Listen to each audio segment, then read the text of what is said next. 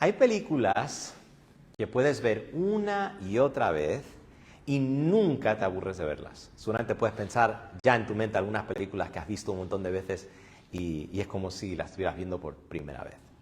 Y otras que solo quieres ver una vez, porque una vez que descubres la clave de la película, ya no puedes verla de la misma manera y pierde su tensión, ya no es lo mismo. Una película así es la película El Sexto Sentido, que salió en 1999, protagonizado por el actor Bruce Willis. En esta película, una vez que descubres lo que realmente está sucediendo, tu percepción de la película cambia por completo.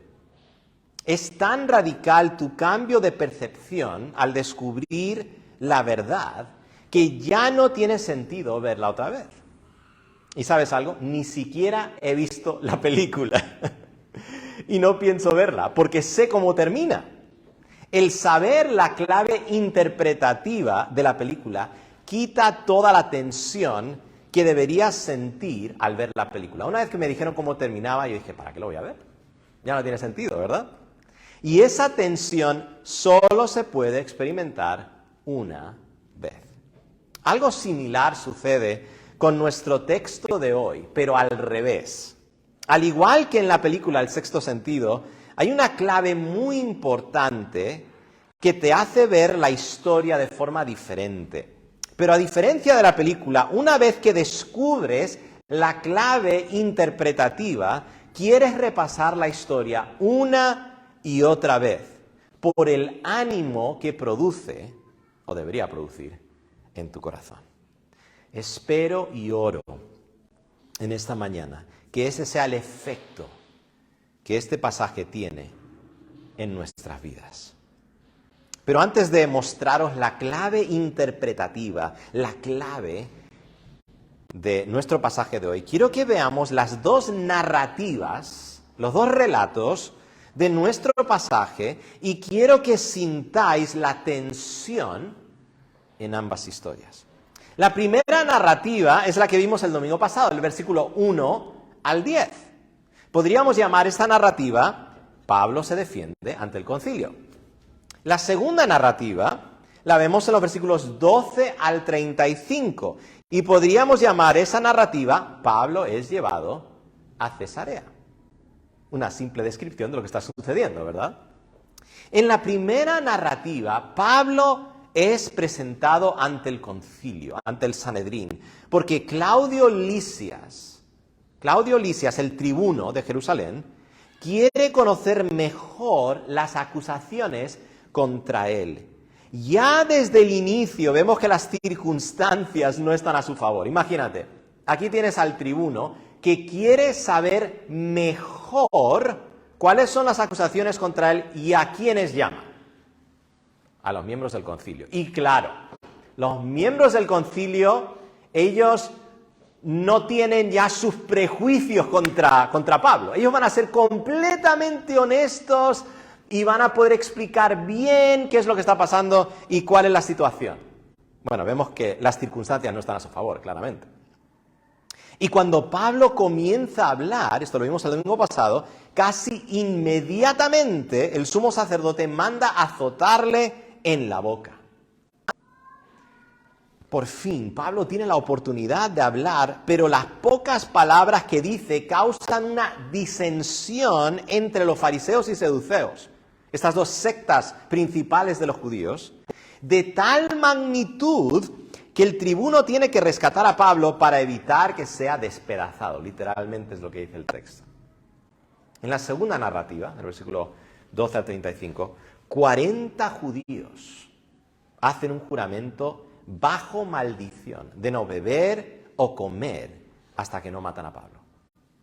Para añadir más tensión a la situación, estos judíos involucran a los principales sacerdotes en el complot. Seguramente no era todo el concilio, solamente el sumo sacerdote o los más, seguramente casi todos saduceos. Pero cuando parece segurísimo que Pablo va a ser matado, Pablo es librado de forma sorpresiva por su sobrino, que revela el complot al tribuno y es escoltado hasta Cesarea para presentarse ante el gobernador de Judea, Félix.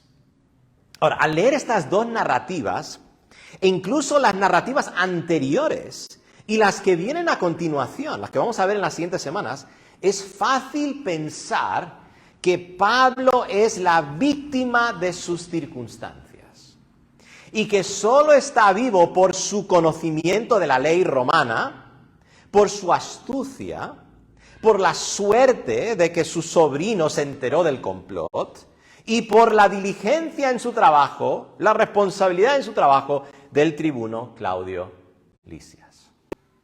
Pero si leemos estas narrativas de esa manera, vamos a malinterpretar seriamente lo que está sucediendo aquí.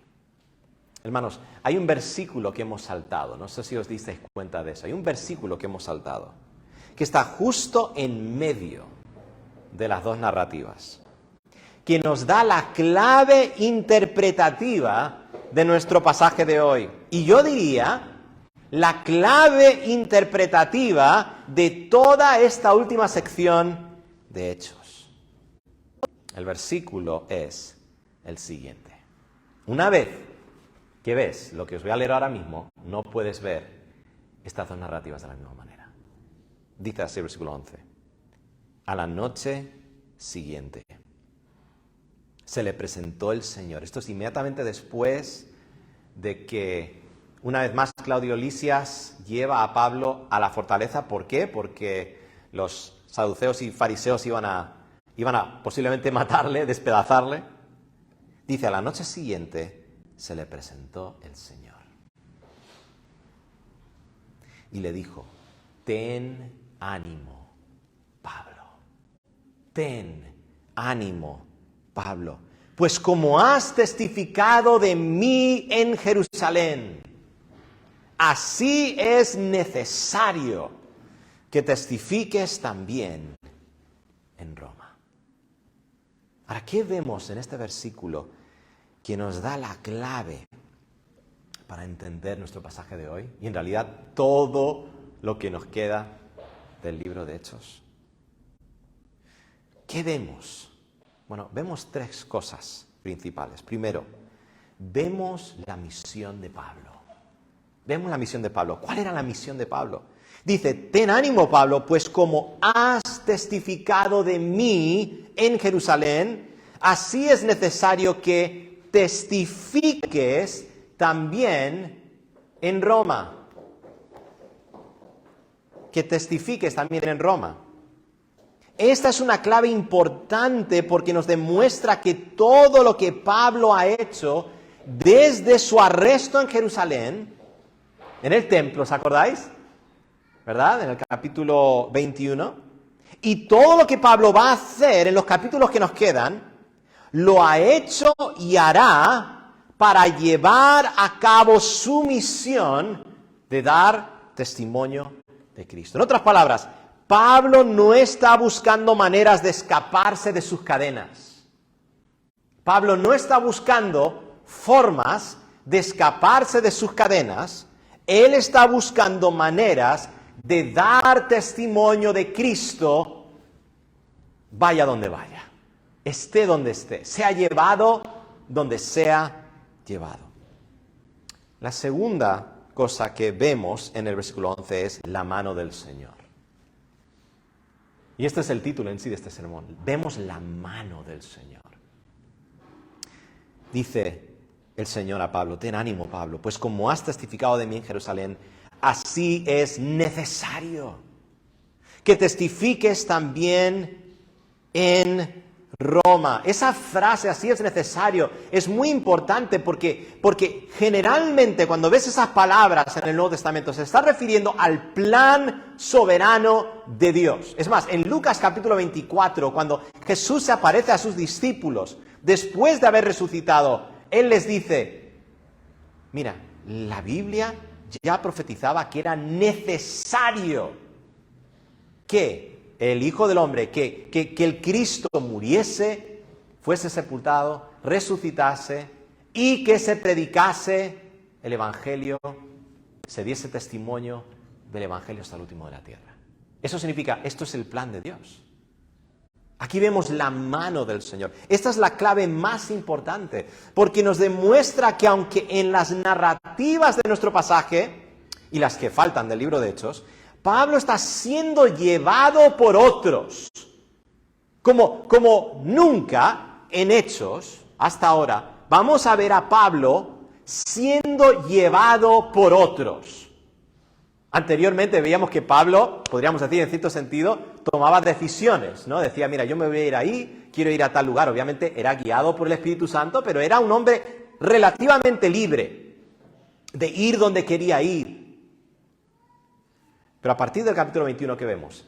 A Pablo siendo llevado por otros. Bueno, aunque vemos eso, tenemos que saber que es realmente el Señor el que le está guiando con su mano para llevar a cabo su plan por medio de Pablo. Pablo no es la víctima de sus circunstancias, ni tiene gran suerte. Alguno podría decir, uy, qué suerte ha tenido Pablo hasta ahora. Estaba a punto de morir y mira, qué suerte tuvo que apareció el tribuno para librarle. Qué suerte que ha tenido Pablo, ¿no? Las circunstancias, hermanos, están en las manos del Señor. Por eso es tan clave este versículo, el versículo 11. Y por último vemos lo que es muy evidente, el ánimo del Señor. Este es el imperativo que vemos en el versículo 11. Ten ánimo. Ten ánimo.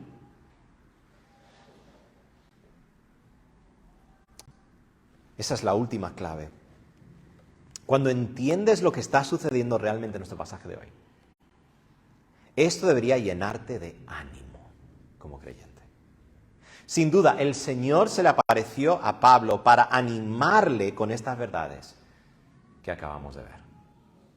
Hermanos, lo que quiero que aprendamos en nuestro pasaje de hoy es que no debemos desanimarnos con las circunstancias que parecen impedir el cumplimiento de nuestra misión como iglesia. Porque el Señor está guiando todas las circunstancias con su mano para llevar a cabo su misión por medio de nosotros. Podríamos decirlo de otra manera, nuestra misión está en las manos del Señor. Animémonos con esa verdad. Animémonos con esa verdad. Nuestro sermón de hoy tiene tan solo 2 puntos y están basados en las claves que aprendemos en el versículo 11. El resultado de un correcto entendimiento de estos 2 puntos debería ser ánimo en nuestros corazones, en el cumplimiento de nuestra misión como iglesia. Espero que al final sintamos ánimo, porque eso es lo que el Señor quería, ¿verdad? Quería animar a Pablo. Entonces, espero que al final sintamos ese ánimo, no desánimo, ánimo en el cumplimiento de la misión que el Señor nos ha dado a nosotros como iglesia. Y con eso comenzamos, punto número 1, la misión de la iglesia, la misión de la iglesia. Pablo tenía una misión muy clara de parte del Señor, dar testimonio de Cristo. Era un hombre muy simple. Muy simple. Tenía algo de ceja en ceja, ¿verdad? Dar testimonio de Cristo. En cada situación en la que se encontraba, Pablo buscaba todas las formas posibles de llevar a cabo su misión. Esto ya lo vimos en su defensa amorosa, así lo llamamos, ¿verdad? Ante los judíos que deseaban su muerte en Jerusalén, en Hechos 22. Y lo vimos en su defensa ante el concilio, en el domingo pasado. Pablo dio testimonio de Cristo de 2 maneras ante el concilio. La primera fue más sutil, ¿verdad? Buscando una oportunidad para dar testimonio de Cristo, contrastando su vida con la del sumo sacerdote Ananías. Vemos tantos contrastes, ¿verdad? Pablo comienza diciendo, varones, con toda buena conciencia he vivido delante de Dios hasta el día de hoy. Al decir esas palabras, él estaba diciendo, lo que el Señor me ha revelado, lo que yo he podido descubrir es verdad. La diferencia entre Pablo y Ananías es que Pablo había llegado a conocer la verdad. Y Ananías todavía estaba en tinieblas. Luego vemos ese otro contraste, ¿verdad?, entre la integridad de Pablo, un hombre que vivía con toda buena conciencia delante del Señor, porque estaba sometido a la voluntad del Señor, deseaba honrar al Señor con su vida, y Ananías, que era un hipócrita, una pared blanqueada, un hombre que hacía las cosas para él salir adelante, no tomando en cuenta al Señor. Al decir esas palabras, al hacer ese contraste, estaba dando en cierto sentido testimonio de Cristo. Pero luego más explícitamente, cuando Pablo llega al corazón del asunto y dice lo siguiente: ¿estamos aquí realmente? ¿Estoy aquí yo realmente? Porque se me juzga acerca de la esperanza y resurrección de los muertos. En otras palabras, estoy aquí para hablaros de la esperanza de salvación en Cristo Jesús y la resurrección que viene por causa de la resurrección de Cristo. No dijo muchas palabras, pero dio testimonio de Cristo. Sin embargo, Pablo no tuvo mucho tiempo para dar testimonio de Cristo ante el concilio, porque cuando comenzó a hablar de la resurrección, esto causó una gran disensión entre los fariseos y los saduceos, y Pablo tuvo que ser librado una vez más por el tribuno. Algo parecido había sucedido cuando Pablo habló en presencia de los judíos en el capítulo 22. Pablo habló por un corto tiempo, su testimonio fue interrumpido, los judíos intentaron matarle y el tribuno lo libró. Y por eso yo creo que el Señor se le apareció a Pablo. Esto es similar a cuando el Señor se le apareció en Corinto, ¿os acordáis? El Señor también se le apareció. El Señor se le aparece en momentos puntuales en el libro de Hechos para animarle. Yo creo que se le apareció para animar a Pablo en medio de varias situaciones muy difíciles para él. Pero fijaos cómo el Señor le animó a Pablo. Fijaos cómo le animó. El Señor no animó a Pablo diciéndole que no temiese lo que los judíos pudiesen hacerle. No vemos esas palabras. No temas por los judíos que te vayan a matar. El Señor animó a Pablo diciéndole que tuviese ánimo porque al igual que había dado testimonio de Cristo en Jerusalén, él iba a dar testimonio de Cristo en Roma. Ahora, las palabras de ánimo del Señor demuestran cuál era la preocupación de Pablo. Esto es importante, ¿vale? ¿Cómo podemos deducir cuál era la preocupación de Pablo? Bueno, viendo cómo el Señor le animó. Ahora, si tú quieres animar a alguien, piensa en esto por un momento, si tú quieres animar a alguien, tú le vas a hablar acerca de lo que le está preocupando a esa persona, ¿no? Tú no te vas a acercar a esa persona que no está preocupado de X y le vas a empezar a hablar de eso. No, le vas a hablar de aquello que está en su mente, que le está preocupando. Bueno, Pablo no estaba preocupado por la muerte. Él no estaba preocupado por la muerte. Él estaba preocupado de que no iba a poder seguir dando testimonio de Cristo como él quería. Porque una y otra vez, lo mismo pasó también en Corinto, una y otra vez, cuando él daba testimonio de Cristo, era interrumpido. Entonces yo creo que las palabras de ánimo para Pablo eran esas. Sigue adelante. Ten ánimo, Pablo, vas a poder seguir dando testimonio de mí. No solo aquí en Jerusalén, sino también en Roma, la capital del Imperio Romano. Hermanos, tenemos el mismo enfoque en nuestra misión que tenía Pablo. Estamos tan ocupados en nuestra misión que tememos más el no poder seguir dando testimonio de Cristo que la idea de perder nuestras vidas. Yo pienso en lo que escribió el apóstol Pablo en 1 Corintios 9:16. Él dijo, pues si anuncio el Evangelio no tengo por qué gloriarme, porque me es impuesta necesidad, y ay de mí si no anunciare el Evangelio. Ay de mí si no anunciare el Evangelio. Si no tenemos el mismo enfoque que Pablo, ¿por qué? Tenemos que examinar eso en nuestras vidas. Quizás porque nuestro tesoro está en la tierra y no en el cielo. Como enseñó Jesús en Mateo 6. No os hagáis tesoros en la tierra, donde la polilla y el orín corrompen, y donde ladrones minan y hurtan. Sino haceos tesoros en el cielo, donde ni la polilla ni el orín corrompen, y donde ladrones no minan ni hurtan. Porque donde esté vuestro tesoro, allí estará también vuestro corazón. Estamos más enfocados en lo presente que en lo porvenir. ¿Y cómo sabemos si ese es nuestro problema? Considerando cuidadosamente cuáles son nuestros temores. Nuestros temores, hermanos, muchas veces revelan los ídolos de nuestro corazón. Lo que más tememos perder es lo que más valoramos. Lo que más tememos perder es lo que más valoramos. Y lo que más valoramos, aparte de Dios,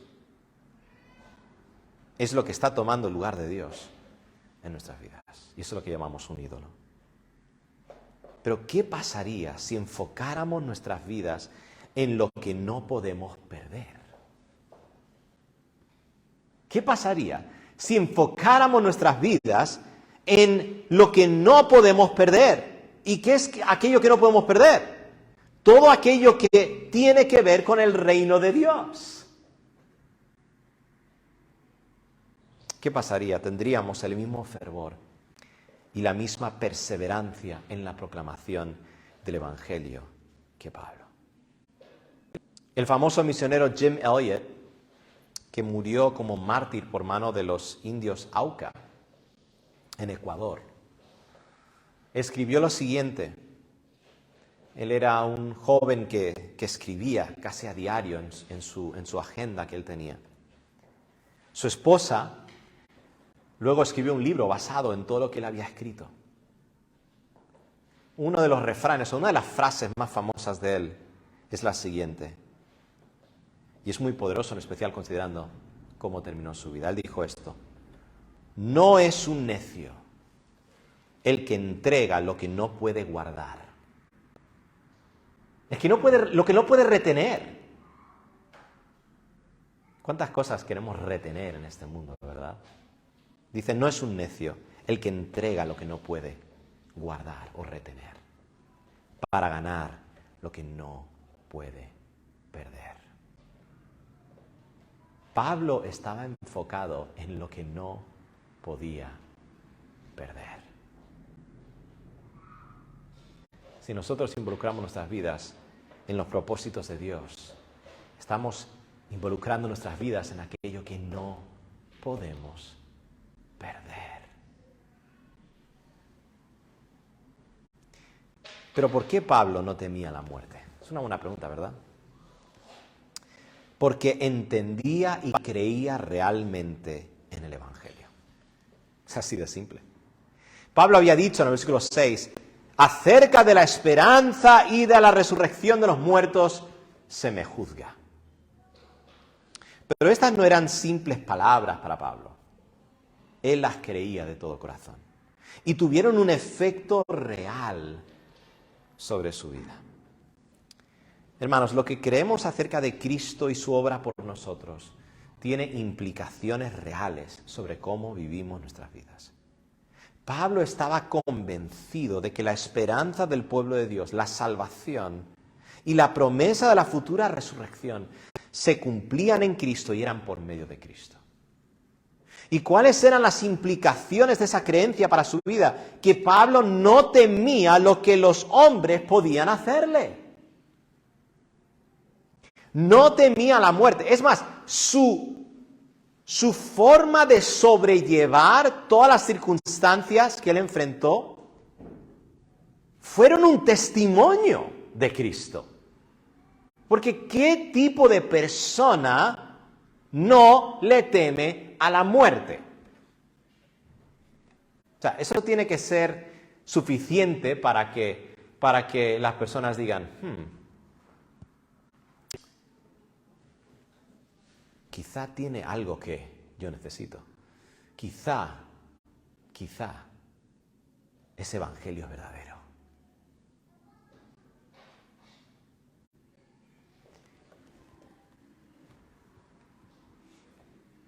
Quizá estás aquí en esta mañana o viendo el live stream ahora mismo en Facebook y no eres creyente.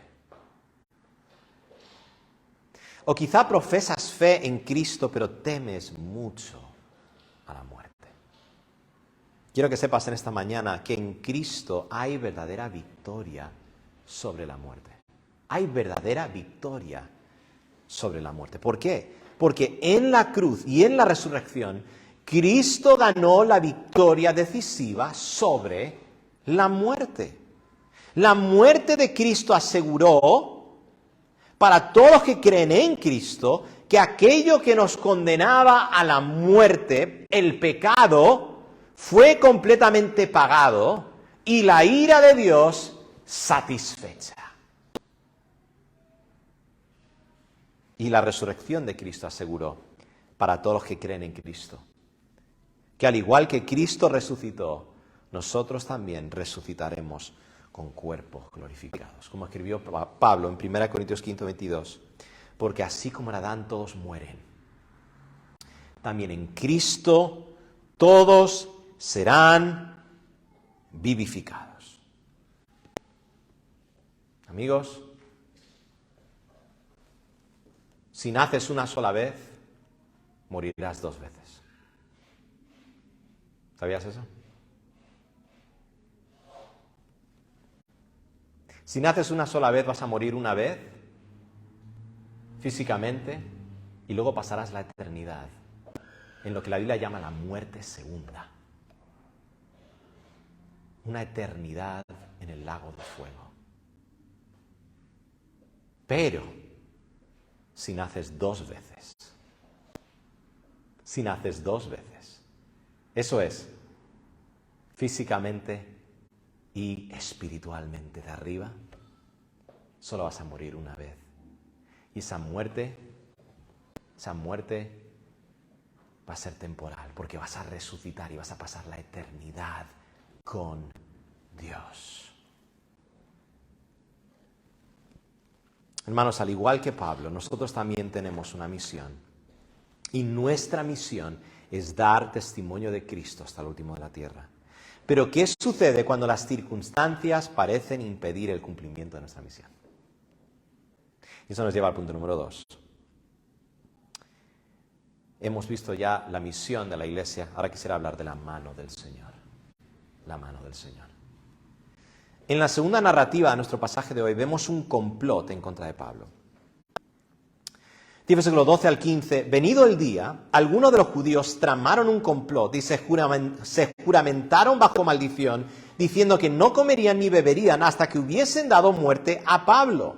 Eran más de 40 los que habían hecho esta conjuración, los cuales fueron a los principales sacerdotes y a los ancianos y dijeron, nosotros nos hemos juramentado bajo maldición a no gustar nada hasta que hayamos dado muerte a Pablo.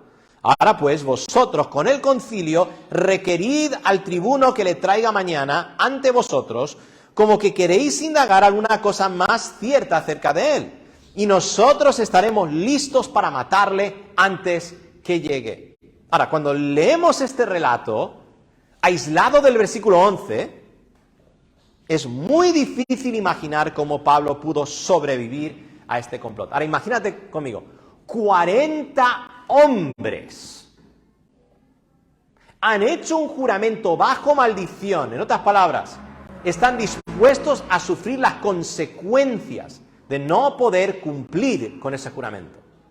40 hombres odian tanto a Pablo y están tan determinados a matar a Pablo que están dispuestos a no comer ni beber. Ahora, puedes pasar muchos días sin comer, pero que yo sepa, no puedes pasar muchos días sin beber. Eso significa que esto era urgente. Tenían que matarle rápidamente. Esta era una huelga de hambre, pero de las serias. No de las que personas dicen, mira, voy a hacer una huelga de hambre y nada que ver, ¿verdad? No, estas eran de las serias, con un verdadero compromiso. Y si eso no fuese suficiente, ellos involucran a los que tenían el poder para hacer que este complot se llevase a cabo, que eran los principales sacerdotes. Seguramente la parte de los saduceos. Este segmento del Sanedrín que eran hipócritas solamente. Ni siquiera temían a Dios. Han hecho un complot que, seamos honestos, es difícil imaginar cómo Pablo pudo sobrevivir a este complot. Este relato nos hace pensar en las típicas escenas de las películas donde todo está en contra. Mira, es que es cada película, especialmente de superhéroes, ¿no? Todo está en contra del protagonista y no parece que haya forma alguna que salga de su situación. Esta es la típica historia que nos encanta ver, ¿no? ¿Qué va a pasar? ¿Y qué suele pasar cuando todo parece perdido? De repente sucede algo inesperado y poco probable y el protagonista es salvado.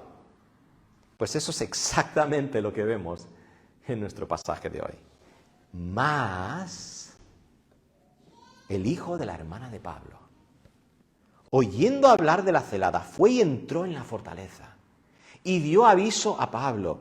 Pablo, llamando a uno de los centuriones, dijo, lleva a este joven ante el tribuno porque tiene cierto aviso que darle. Él entonces tomándole le llevó al tribuno y dijo, el preso Pablo me llamó y me rogó que trajese ante ti a este joven que tiene algo que hablarte.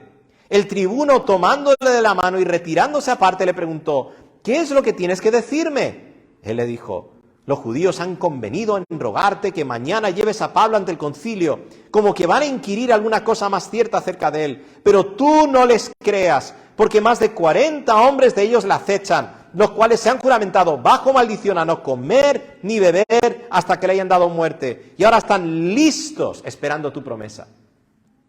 Entonces el tribuno despidió al joven, mandándole que a nadie dijese que le había dado aviso de esto. Ahora, ¿qué pensamos cuando estas cosas pasan en las películas? Pensamos, eso no pasaría en la vida real, ¿no?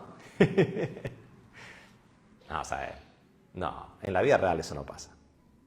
Esto claramente es una película de Hollywood. Hay un guionista detrás de esto que ha escrito esta escena de tal manera que el protagonista sea librado. Aquí vemos la mano del director para llevar la historia al fin deseado por él o ella. Pues hermanos, en este relato vemos la mano del Señor. Vemos la mano del Señor. No de un director de cine, sino del Señor.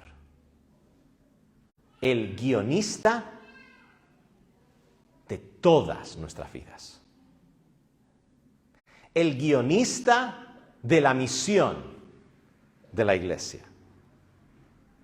No es casualidad que justo el sobrino de Pablo, que por cierto, no sabemos nada acerca de la hermana de Pablo, no se nos dice nada en el resto de la Biblia, ni del sobrino, aparece de la nada. Por eso he dicho, esto parece una película de Hollywood, ¿no? Pero, ¿de dónde apareció este joven? Ahora, no es casualidad que estaba presente cuando los judíos estaban tramando su complot para matar a Pablo. ¿Cómo es posible eso? ¿Cómo es que estaba él ahí? Que alguien me dé una explicación. Humana, natural. Es que no la hay. Pero la mano del Señor lo explica. El Señor estaba guiando todas las circunstancias para llevar a cabo su plan por medio de Pablo. ¿Y cómo lo sabemos? Por la clave del versículo 11 que ya hemos visto. Ten ánimo, Pablo, pues como has testificado de mí en Jerusalén, así es necesario. Por cierto, el Señor se le apareció antes del complot. Entonces, vamos a ver, ponte en el lugar de Pablo. ¿Tú crees que Pablo estaba preocupado aquí? ¿Tú crees que Pablo estaba perdiendo sueño? No, Pablo sabía que Dios iba a cumplir su plan.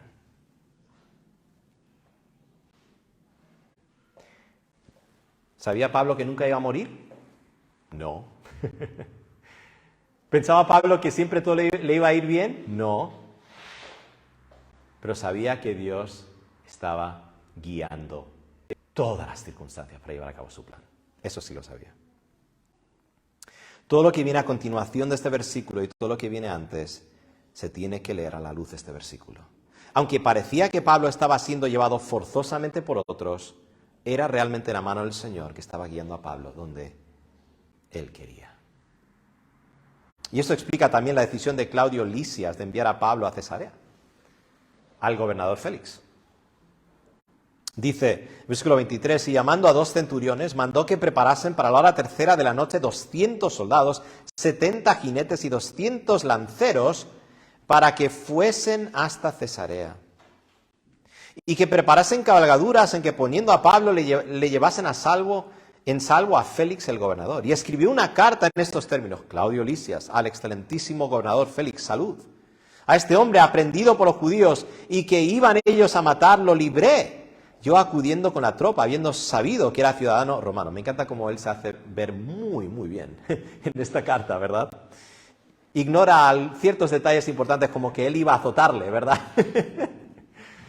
Sin preguntarle antes si él era ciudadano romano, si era lícito hacerlo. Y queriendo saber la causa por qué le acusaban, le llevé al concilio de ellos, y hallé que le acusaban por cuestiones de la ley de ellos, pero que ningún delito tenía digno de muerte o de prisión. Esto es importante porque esta es una de las veces donde claramente se afirma la inocencia de Pablo. Pero al ser avisado de asechanzas que los judíos habían tendido contra este hombre, al punto le he enviado a ti, intimando también a los acusadores que traten delante de ti lo que tengan contra él. Pásalo bien. Y los soldados, tomando a Pablo, como se les ordenó, le llevaron de noche a Antípatris, y al día siguiente, dejando a los jinetes que fuesen con él, volvieron a la fortaleza. Cuando aquellos llegaron a Cesarea y dieron la carta al gobernador, presentaron también a Pablo delante de él, y el gobernador, leída la carta, preguntó de qué provincia era. Y habiendo entendido que era de Cilicia, le dijo, te oiré cuando vengan tus acusadores, y mandó que le custodiasen en el pretorio de Herodes. Que Pablo haya sido enviado a Cesarea por Claudio no era un impedimento para la misión de Pablo. Era un paso más hacia Roma, el cual era el destino que Dios había determinado para Pablo. Y así tenemos que entender todo lo que va a suceder hasta el final de Hechos. Cada lugar donde va Pablo es exactamente donde Dios quiere que vaya Pablo. Nadie está llevando a Pablo donde Dios no quiere que él vaya. Ahora solo piensa en todas las aplicaciones que eso tiene para nuestras vidas. Hermanos, nada ni nadie puede impedir el cumplimiento del plan de Dios, el cual Él guía con su mano. Nuestro pasaje es un claro ejemplo de ello, pero la demostración suprema es la muerte de Cristo. ¿Os acordáis en Hechos capítulo 4, versículo 23 al 28, después de que Pedro y Juan estuvieron ante el concilio por lo que habían predicado acerca de Cristo? Después de que son soltados, los creyentes se reúnen, y dice el versículo 23, y puestos en libertad vinieron a los suyos y contaron todo lo que los principales sacerdotes y los ancianos les habían dicho. Y ellos, habiéndolo oído, alzaron unánimes la voz a Dios y dijeron, soberano Señor, tú eres el Dios que hiciste el cielo y la tierra, el mar y todo lo que en ellos hay, que por boca de David tu siervo dijiste, ¿por qué se amotinan las gentes y los pueblos piensan cosas vanas? ¿Se reunieron los reyes de la tierra? Aquí está citando el Salmo 2. Y los príncipes se juntaron en uno contra el Señor y contra su Cristo, porque verdaderamente se unieron en esta ciudad contra tu santo Hijo Jesús, a quien ungiste Herodes y Poncio Pilato, con los gentiles y el pueblo de Israel, mira esto, para hacer cuanto tu mano y tu consejo habían antes determinado que sucediera. Gracias, Herodes, Poncio Pilato, gentiles y pueblo de Israel, por llevar a cabo el plan de Dios. ¿Tenemos ese tipo de mentalidad acerca de las circunstancias de nuestras vidas? Si la muerte de Cristo fue guiada minuciosamente por la mano del Señor, ¿qué nos hace pensar que todas las otras circunstancias de nuestras vidas no están siendo guiadas de la misma manera? El caso de Cristo y el caso de Pablo no son excepciones, son la norma. ¿He oído eso alguna vez? Sí, mira, Dios guió de forma minuciosa todo lo que pasó con la muerte de Cristo. Pero el resto no depende tanto de Dios. No. Dios está obrando todas las cosas que suceden en este mundo para llevar a cabo su plan. Ahora, solo porque el Señor guía todas las circunstancias del mundo para cumplir su plan, eso no significa que Él es responsable por las acciones malvadas de los hombres. Eso sería un error. O que somos simples peones en sus manos, sin voluntad ni responsabilidad. Dios cumple su plan por medio de causas secundarias. Causas secundarias. Las causas secundarias serían nosotros u otros, siendo Él la causa principal de todas las cosas. Me encanta cómo la Confesión Bautista de Londres describe el decreto de Dios y cómo el decreto de Dios involucra causas secundarias. Y cómo esto no contradice en manera alguna su completo gobierno sobre todos los eventos. Dice así, Dios, esto es el capítulo 3, párrafo 1, Dios desde toda la eternidad, por el sapientísimo y santísimo consejo de su propia voluntad, ha decretado en sí mismo, libre e inalterablemente, todas las cosas, todo lo que sucede. Sin embargo, de tal manera que por ello Dios ni es autor del pecado, ni tiene comunión con nadie en el mismo, ni se hace violencia a la voluntad de la criatura, ni se quita la libertad o contingencia de las causas secundarias, sino que más bien las establece, en lo cual se manifiesta su sabiduría en disponer todas las cosas y su poder y fidelidad en llevar a cabo sus decretos. ¿Y cómo Dios lleva a cabo su decreto? Es lo que llamamos la divina providencia, la mano del Señor.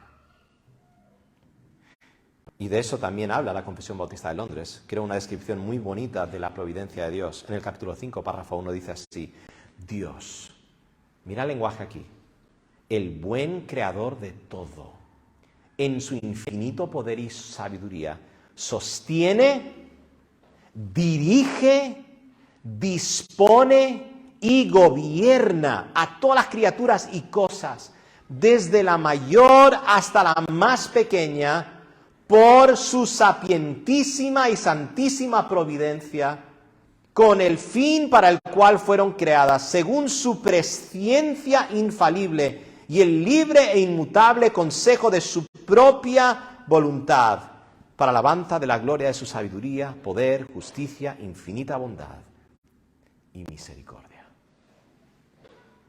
Hermanos, el conocimiento de que el Señor está guiando todas las circunstancias de este mundo con su mano para llevar a cabo su misión por medio de nosotros debe animar grandemente nuestros corazones.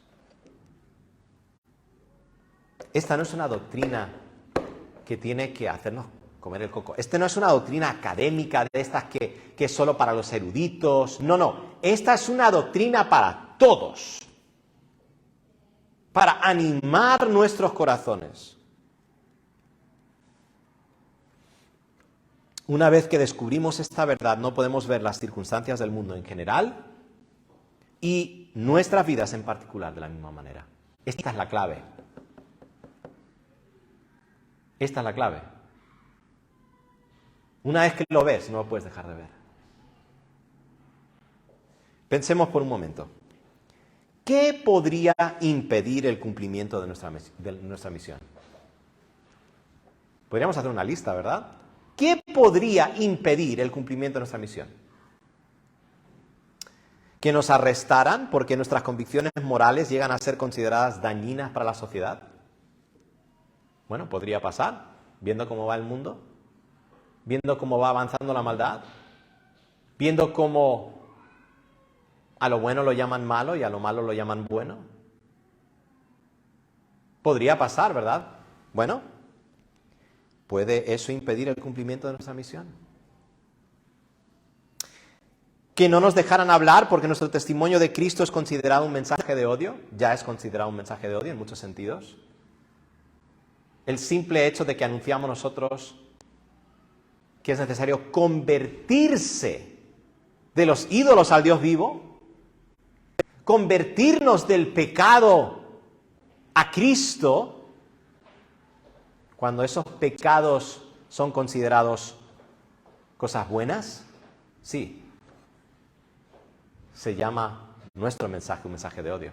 ¿Puede eso impedir el avance de nuestra misión?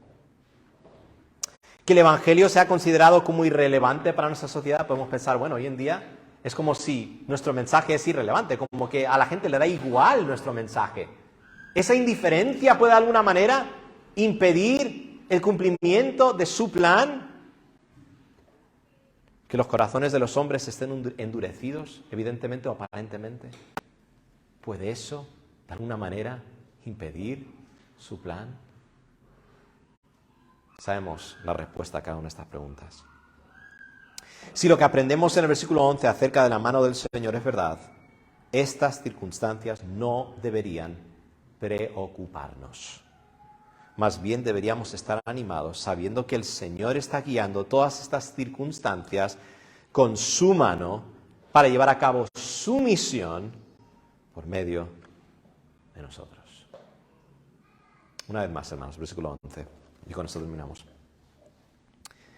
A la noche siguiente se le presentó el Señor y le dijo: ten ánimo, Pablo, pues como has testificado de mí en Jerusalén, así es necesario que testifiques también en Roma.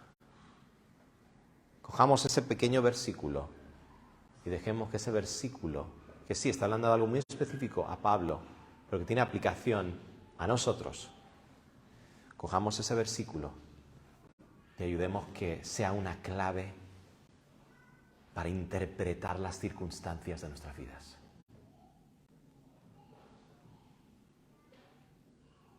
Hazte esta pregunta: ¿hay alguna circunstancia, por pequeña que sea, que esté fuera del control de Dios? Puedes imaginarte una circunstancia, por muy pequeña que sea, que esté fuera del control de Dios. Si no puedes imaginarte ni una, entonces, ¿qué hacemos desfalleciendo? Animémonos con esta verdad. Oremos. Señor Padre Celestial, gracias, Señor, por tu palabra. Gracias porque esta clave nos va a ayudar a entender lo que falta del libro de Hechos. Cada vez que veamos a Pablo en situaciones que diríamos: madre mía, ¿qué va a pasar? Y cada vez que nos veamos a nosotros mismos en situaciones que decimos: Señor, ¿qué hacemos? Que no nos olvidemos que tú estás guiando de forma activa todas las circunstancias para llevar a cabo tu plan. Oh Señor, anima a nuestros corazones en esta mañana. Ayúdanos a salir aquí con una convicción renovada acerca de lo que significa tu providencia para nuestra misión y para nuestras vidas. Ayuda que esta verdad que comunicaste a Pablo también pueda animarnos a nosotros. Y si hay alguien aquí que no te conoce como Señor y Salvador, Señor, que tú puedas permitir a esa persona a venir a ti en arrepentimiento y fe, confiando en Cristo y solo en Él para su salvación. Usa tu palabra en esta mañana, porque todo te lo pido en el nombre de Jesús.